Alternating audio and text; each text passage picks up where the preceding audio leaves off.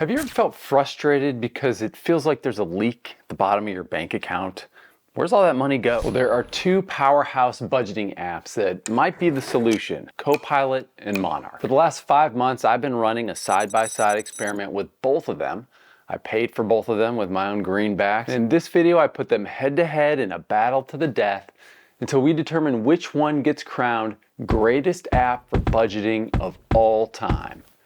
Gaffboat? Before we begin, there are 3 ground rules. 1, both apps will compete in 5 events. 2, there will be no ties or participation trophies. And 3, this video is not sponsored. So we all want a budgeting app that will turn financial chaos into order. Here we go, round 1, user interface. Both do a solid job of pulling transactions from your linked accounts. They're not perfect, and I've read comments from frustrated folks about syncing issues and disappearing transactions. I personally haven't experienced these issues, but know that you could run into them from either app. So as income and expenses gets pulled from your financial institutions into the app, every now and then there will be a miscategorization, so you can go in and make a rule for the future. But how does all that information get organized in a way to help you understand where your money is going? Each app does it a little different. They both chunk your money information into similar categories such as overall budget, income, recent transactions, upcoming recurring transactions, and accounts. You can customize the layout in both the app and the desktop version to whatever your preference is. In Copilot, I prefer opening to the dashboard so I can see the overall budget, and then right below that are the recent transactions for a review. More on this in just a minute. Below that are the individual budgets such as car, transportation, clothing, restaurants, etc. And you can add custom categories for both apps. A few of the categories I added are gym, work trips, and kids. That last one is money spent on kids, not on the acquisition of new kids. We're full up here. The differences are subtle, but one notable variation is Monarch's monthly view of upcoming recurring expenses. Copilot doesn't have this. Monthly view is how I schedule my life. I like to see the whole month at a glance. I love Monarch's monthly view, but it's only for recurring monthly expenses. I would love to see a monthly view for historical expenses or all income. It definitely make the calendar a lot more crowded, but throw a filter on that and it gets fixed. As you probably noticed, the Copilot user interface looks like it was developed by Apple or Spotify. There's a lot of colors, and I don't know if bubbly is the right word, maybe not. Monarch user interface is pure function. It came here to budget. Heading, subheading, data point. Copilot has some extra frills that I find helpful. Lumping similar things together by color and icon help me just kind of quickly scan through the list, find transactions that I'm looking for. Now's a good time to address the elephant in the room and the crux of all similar budgeting apps, which is organizing transactions. Mentally prepare yourself to spend some time helping the app find the right category. I'd say both hit the mark about 80% of the time, but some merchants have names that are so similar to other categories. O'Reilly's an auto parts store, so you'll need to move the purchase from one category to another. But again, if you want to be really precise, you can make another subcategory for each expense, such as back to school, birthdays, antique jet ski collection, whatever you're into. Other times the apps will just throw their hands up and categorize it as other, and this is your cue to educate it on the ways of life. Both apps say they have an AI feature, but Copilot seems to be leading the charge. After you review 30 transactions in Copilot, the AI comes to life and begins assisting you with categorizing new expenses. I couldn't find Monarch's AI, so I reached out to them, and Jennifer B confirmed, yeah, we don't have that. You can go as far down the rabbit hole on rules as you want. Some people found the rule-making process to be nearly endless, which makes them grumpy. Personally, I've just made a handful of rules to catch the bulk of the expenses, and then I move on with life. Perfection, in my opinion, is the enemy of good. So who wins the usability showdown? For me, it's a no-brainer. Monarch is highly utilitarian, but I prefer the rounded corners of Copilot that make it both more visually interesting and also add a touch more depth to the organization of everything. For all you engineers out there, you'll probably prefer Monarch's no-nonsense approach, but for us soft science types, I found that I was more drawn to using Copilot to check on my finances than I was Monarch. So Copilot comes out of the blocks a little bit faster, but Let's take a look at our next category, range of features. For the sake of everybody's time, I'm not going over each and every feature or both. One feature I like about Monarch is it's set up to share the app with somebody else, a partner, financial planner, bookie, which can help 2 or more people really get a sense and stay aligned with how expenses are coming and going.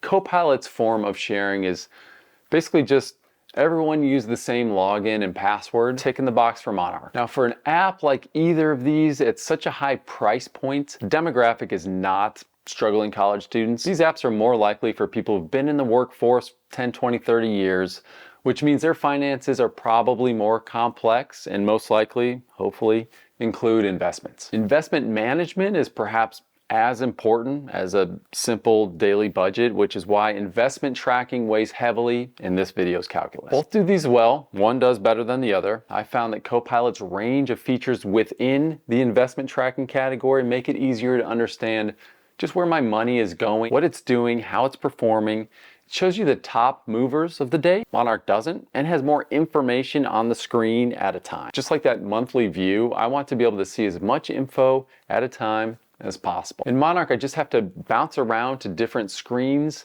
scroll through giant font. Generally, investment tracking is similar, but Copilot is organized better and again, has that top daily mover snapshot, which I didn't think I'd like as much as I do. AI is nice, calendar view is helpful, app sharing's convenient, but the return I feel I get from Copilot's investment features exceeds all those. Now, even though Copilot just took a 2-0 lead, don't think this will be a landslide. We still have 3 categories before naming either app GAFPO. Do you have a background in acronyms and can think of something a little more regal? Please drop in the comments. Here we go, round 3. Both apps are not designed for manual inputs. They are designed to connect to your bank account and pull transactions. But if the app is unable to connect to your particular financial institution, then what's the point? So without getting all technical, Copilot connects to Plaid, which is an industry leader and connects to 11,000 US financial institutions. If you used Venmo, you've used Plaid. Monarch also uses Plaid, as well as Finicity and MX. And you can generally choose which of those services you'd like to use to connect to your bank. Now, I didn't have any issues connecting to my banks with either app, but my banking situation is by design pretty simple. That said, if you have a wider array of banks that you use, especially if it's smaller credit unions, your chances of linking will be higher with Monarch. And right about now, you're probably thinking, would be great to know ahead of time if my bank will link. The only way you can know for sure is by leveraging the free trial. Both apps offer a free trial. You can cancel anytime. You can double your Copilot free trial and get 2 months instead of 1 by using promo code BIRCH2, and you'll also be supporting this small channel. So due to just pure volume of bank linking options, financial institution integration easily tips in favor of Monarch. But even financial institutions aside, Monarch is just generally more available. It's in both the iPhone and Android app stores. Its web application can be used on a Mac or a PC. Copilot has all its eggs in the Apple basket. So if you're an Android user, no Copilot. What I would recommend is just pause the video, pop over to the Apple store, buy an iPhone. We'll see you back here in a minute. Good, now that you're back, I should also mention Copilot's only available in the US.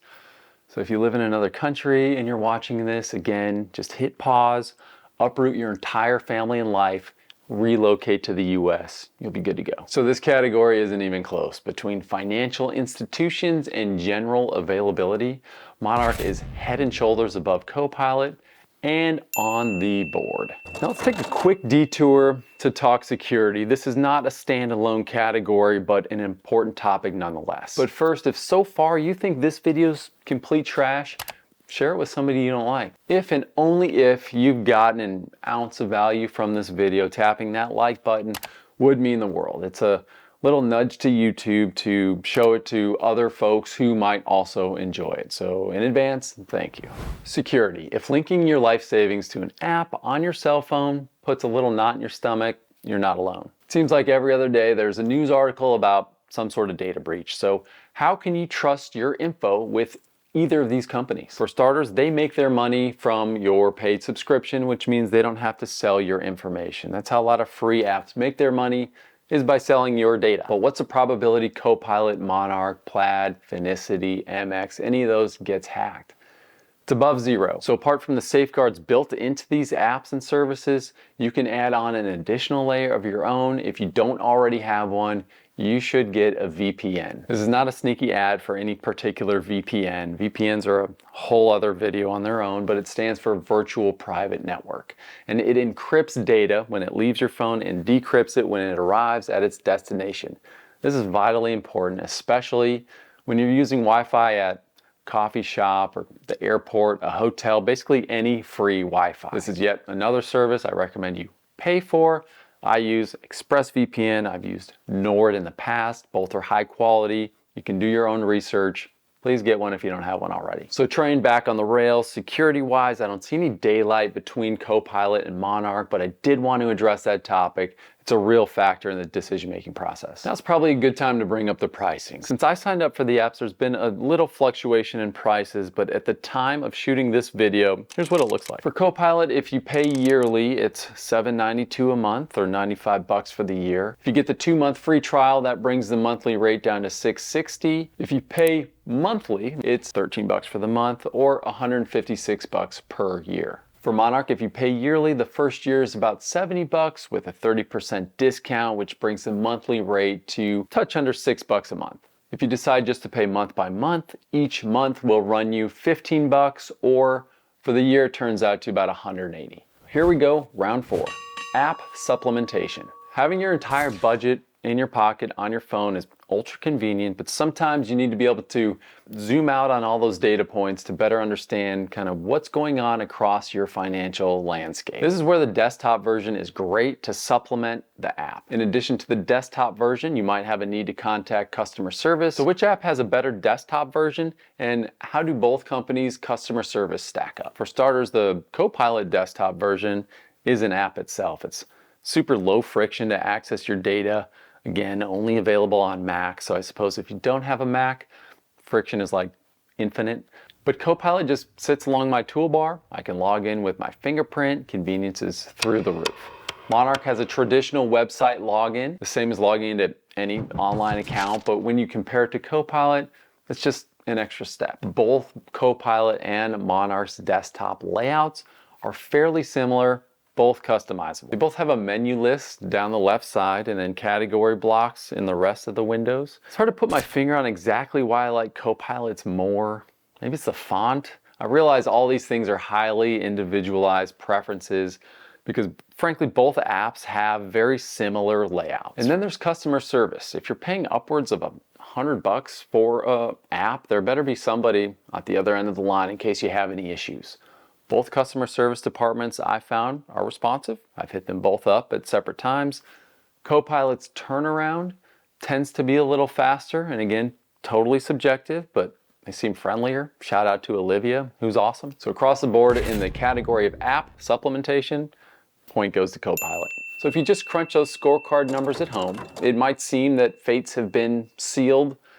Frankly, they have. But our last category, it's perhaps the most important. This probably seems too obvious to even be its own category. It's almost like if you were comparing hot water to cold water and you said, now we're going to see which one is more wet. But this is a review of 2 high-end budgeting apps. So when we look across the landscape at all our categories, at the end of the day, which of these apps is better at helping you create and stick to a budget? First thing I noticed as I was tinkering around with both these apps was it came down to a tolerance for making rules. If you want to maintain an ironclad grasp on each and every input, Monarch has been waiting its whole life for you to come along. It loves to be told what to do at each and every turn.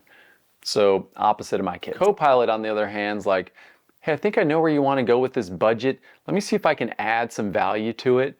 Almost like your financial life is an airplane and there you are piloting this jumbo jet. You look at your watch, realize it's time for your union mandated smoke break. So you pop out, but who's there to take the controls? Your Copilot. There it is. And Copilot does this by just outright creating budgets for you from Jump Street. You don't have to do anything. If you like the budget it created, no action required. Just stay the course at cruising altitude.